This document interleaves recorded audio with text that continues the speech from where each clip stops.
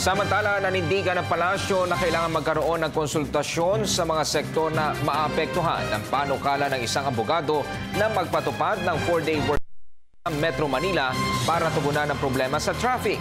Ayon kay Presidential Communications Secretary Sunny Coloma, mainam na bigyan ng masusing pag-aaral ang anumang solusyon.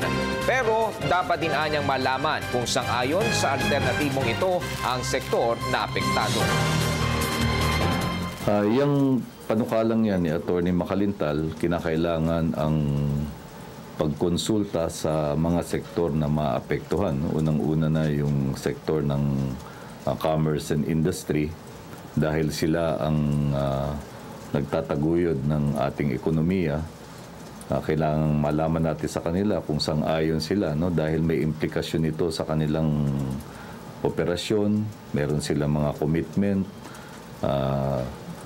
Kapag ito ay in-apply sa call center industry na 24/7, kakaroon din yan ng implication sa compensation, sa overtime and holiday pay.